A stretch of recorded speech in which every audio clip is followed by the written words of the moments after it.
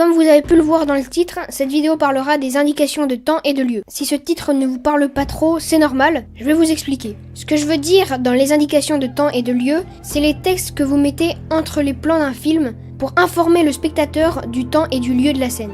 Si vous n'avez pas compris, c'est pas très grave, on va commencer avec les indications de temps. Imaginez que dans votre film, vous faites une ellipse. Vous allez donc mettre un texte entre les deux plans de l'ellipse avec écrit 30 minutes plus tard, par exemple. Et c'est de ce texte-là qu'on va parler maintenant. Tout d'abord, sachez que ce texte n'est pas du tout obligatoire, même déconseillé.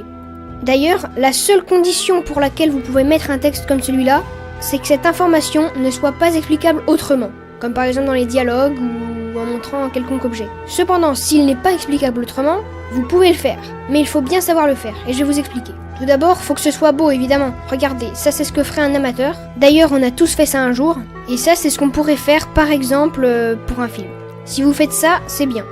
Quelque chose qui fait très amateur aussi, c'est rajouter de la musique juste pendant ce texte. Donc évidemment, ne le faites pas.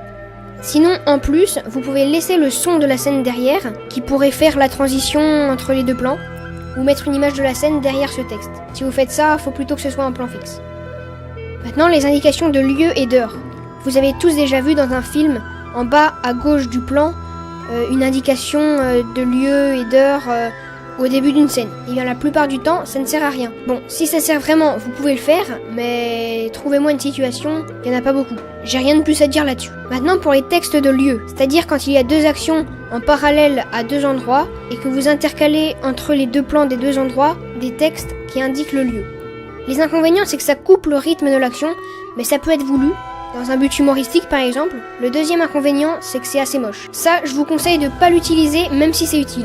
Et si c'est utile, vous pouvez le remplacer par différentes choses. Une technique très utilisée au cinéma, c'est d'avoir des différentes couleurs pour chaque lieu. C'est-à-dire que les images sur un lieu ont une teinte plus rouge, par exemple, et que les images sur l'autre lieu aient une teinte plus bleue. Attention, il faut que ça reste naturel quand même. Et ça, vous pouvez l'utiliser même si ça ne sert à rien. Autre technique, si c'est en début de scène ou la première fois qu'on voit ce lieu à l'image, vous pouvez filmer le bâtiment ou la ville dans laquelle l'action est en train de se dérouler.